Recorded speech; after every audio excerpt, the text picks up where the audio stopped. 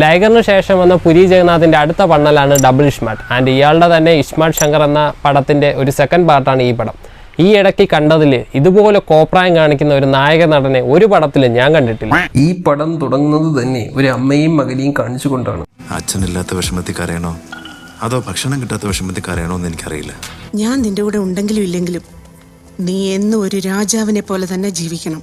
ഓഹോ, അങ്ങനെ ധൈര്യത്തോടെ ജീവിച്ചത് കൊണ്ടാവും പിച്ചച്ചട്ടി എടുക്കേണ്ടി വന്നത്. ഇതെല്ലാം കഴിഞ്ഞ് പടം നേരെ മെയിൻ വില്ലൻ സഞ്ജു ബാബയുടെ എൻട്രിയിലേക്ക് പോകും. പുള്ളിയാണ് ബിഗ് ബുൾ. പുള്ളി നേരെ ഷാവലിൻ ടെമ്പിളിൽ പിളർന്നോണ്ട് കയറി പോയിട്ട് എന്തൊക്കെയോ കൊണയടിക്കും. I like Chinese people because of your fried rice. Noodles with I have no problem. പക്ഷേ drugs my problem. ആ കൊണയടി കണ്ട് ചൈനക്കാർ പേടിച്ചോടാത്തത് കൊണ്ട് അറിയാവുന്ന ഭാഷയിലെല്ലാം കഥാപ്രസംഗം നടത്തിയിട്ട് ചൈനക്കാരനെ തീർത്തിട്ട് പറയും, എന്നെ തീർക്കാൻ മാത്രം ചങ്കുറപ്പുള്ള ഒരുത്തനും ഇതുവരെ ജനിച്ചിട്ടില്ല. Nobody can kill Big Bull. അയ്യോ എന്നാ പറ്റിയേ, കിളവന് പ്രാന്തായോ എന്ന് ആലോചിച്ചിരുന്നപ്പോഴാണ് ആ സത്യം ബിഗ് ബുൾ മനസ്സിലാക്കുന്നത്. ഈ ലോകത്തുള്ള ഒരു ട്രീറ്റ്മെന്റിനും സാറിനെ രക്ഷിക്കാനാവില്ല. You have only 3 months to live. അങ്ങനെ രക്ഷപ്പെടാൻ എന്താണ് മാർഗം എന്ന് ആലോചിക്കുമ്പോഴാണ് ഡോക്ടർ ഇങ്ങനെ പറയുന്നത്. Only one option, sir. Memory transfer. നല്ല കൊണച്ച ഐഡിയ. അങ്ങനെ പറ്റിയ ഒരാളെ മെമ്മറി ട്രാൻസ്ഫറിന് വേണ്ടി അന്വേഷിച്ച് നടക്കുമ്പോഴാണ് നായകന്റെ എൻട്രി.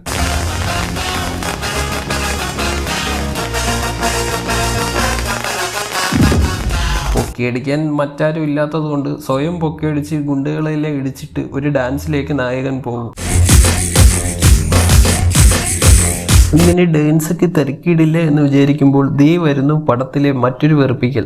നമ്മുടെ പടത്തിലെ നായിക ഈ ബോസ്. ആ പടത്തിലെ നായിക വെറുപ്പിക്കലാണെന്ന് നിങ്ങൾക്ക് എങ്ങനെ മനസ്സിലായി? അതൊക്കെ വഴിയെ മനസ്സിലാകുമടേ. അങ്ങനെ ആ വെറുപ്പിക്കലിനെ കണ്ട നായികന് ക്രഷ് അടിച്ച് അവളെ ആരും തട്ടിയെടുക്കാതിരിക്കാൻ ഓട്ടോയിൽ കയറ്റിക്കൊണ്ട് പോകും. എന്നിട്ട് അവളെയും ഒലിപ്പിച്ച് വെറുപ്പിച്ച് ഒരു വഴിയാക്കും. ഇതുവരെ കണ്ട സാധാ ലോക്കൽ ആപ്പിളൊന്നും അല്ല അവള്. മേലേന്ന് സ്കാൻ ചെയ്ത് പതിയെ താഴേക്ക് വന്ന് മുഴുവൻ നോക്കണം. ഇങ്ങനെ ഇടയിൽ നോക്കുകയല്ല വേണ്ടത്. എടാ നീ ഒന്നും പെണ്ണുങ്ങളെ കണ്ടിട്ടില്ലേ? കണ്ടിട്ടുണ്ട്, പക്ഷെ ഇതുപോലത്തെ കണ്ടിട്ടില്ല. ഇതൊക്കെ കഴിഞ്ഞ് തൊട്ടടുത്ത സീനിൽ വില്ലന്റെ ഗുണ്ട ബെല്ലി റോളക്സിനെ പോലെ ഡയലോഗ് അടിക്കുന്ന സമയത്ത് തന്നെ നായകൻ ഗുണ്ടകളെല്ലാം അടിച്ചിടും. അതുപോലെ വീണ്ടും അവിടെ നിന്ന് രക്ഷപ്പെടും. ഇത് തന്നെ പരിപാടി. വില്ലൻ ഗ്യാങ് നായകനെ അറ്റാക്ക് ചെയ്യുന്നു, ഗുണ്ടകളെ അടിച്ചിടുന്നു, രക്ഷപ്പെടുന്നു. വില്ലൻ ഗ്യാങ് നായകനെ അറ്റാക്ക് ചെയ്യുന്നു, ഗുണ്ടകളെ അടിച്ചിടുന്നു, രക്ഷപ്പെടുന്നു. Mister director and script writer, നിങ്ങൾക്ക് ഇത് തന്നെയാണ് കാണിക്കാമെങ്കിൽ പിന്നെ എന്തിനാ സിനിമ എടുത്തത്? മെഗാ സീരിയൽ വല്ലതും എടുത്തു വെച്ചാൽ പോരായിരുന്നു. എന്നിട്ട് അവിടെ നിന്ന് രക്ഷപ്പെട്ട നായകൻ നായികയെ പ്രപ്പോസ് ചെയ്യുന്നത് തന്നെ വെറൈറ്റി ആയിട്ടാണ്. അതും ഇന്ത്യ സിനിമ ചരിത്രത്തിൽ തന്നെ കാണാത്തൊരു പ്രപ്പോസൽ സീൻ. നിനക്ക് പട്ടികളെ ഇഷ്ടമാ? ഒരുപാട് ഇഷ്ടം. I love dogs. അങ്ങനെയാണ് നീ എന്നെ വളർത്തിക്കോ. എന്തിന്? പട്ടിയുടെ കടികൊണ്ട് ചാകാൻ. എന്നിട്ട് എന്തൊക്കെയോ കൊണയടിച്ച് അവളെ വളച്ചെടുത്ത് ഒരു പാട്ടിലേക്ക് പോകും. അങ്ങനെ ഈ പാട്ടൊക്കെ കഴിഞ്ഞ് ലൈൻ സെറ്റായി എന്ന കോൺഫിഡൻസിൽ നായകൻ ഇരിക്കുമ്പോഴാണ് മെമ്മറി ട്രാൻസ്ഫറിന് വേണ്ടി നായകനെ വില്ലന്റെ ഗുണ്ടകൾ പൊക്കിക്കൊണ്ട് പോകുന്നത്. അങ്ങനെ എല്ലാം കഴിഞ്ഞ് മെമ്മറി ട്രാൻസ്ഫർ ആയോ എന്നറിയാൻ ബിഗ് ബുൾ കുറെ കൊണച്ച ചോദ്യങ്ങൾ അങ്ങോട്ട് ചോദിക്കും. സാധാരണ ഇന്റർവ്യൂ ചെയ്യുന്ന ആൾക്കാരെ പോലെയല്ല മഞ്ജുളൻ ഇന്റർവ്യൂ ചെയ്യുന്നു. ഈസി ക്വസ്റ്റ്യൻസ് മഞ്ജുളന്റെ നിഘണ്ടുവിലേ ഇല്ല. കാള കിടക്കും കയറോട്. എന്ത് അറിയില്ല? ക്വസ്റ്റ്യൻ നമ്പർ 2, മുറ്റത്തെ ചെപ്പിന് അടപ്പില്ല. എന്താണ്? പെട്ടെന്ന് പറ. എന്തുവാടെ ഇതൊക്കെ? സിനിമ തന്നെയാണോ മറ്റെന്തെങ്കിലും ആണോ? അങ്ങനെയെല്ലാം ഓക്കെ ആയി എന്ന് മനസ്സിലാക്കിയ നായകനും വില്ലനും ഒരുമിച്ച് പോയി ഒരു പാണ്ടി സെറ്റപ്പിൽ കിടന്ന് ഡാൻസ് കളിക്കും.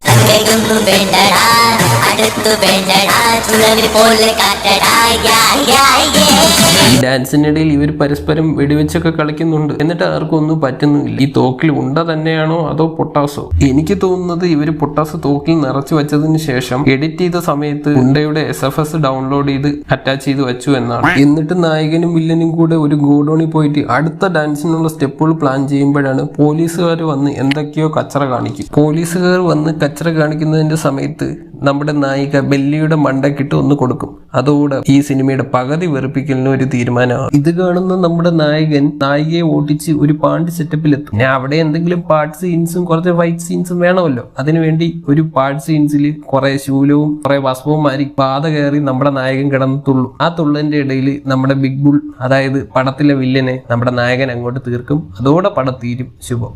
90 കോടി ബഡ്ജറ്റിൽ വന്ന് 25 കോടിയിൽ താഴെ കളക്ട് ചെയ്ത് ഇത് ബോക്സ് ഓഫീസിൽ പുതിയൊരു ബോംബ് ഇട്ടിരിക്കുകയാണ് സുഹൃത്തുക്കളെ. ഇങ്ങനെ പൊട്ടാത്ത ബോംബ് വല്ലതുണ്ടെങ്കിൽ പറക്കി വെച്ചാൽ അടുത്ത പടത്തിന് വിട്ട് പൊട്ടിക്കാം.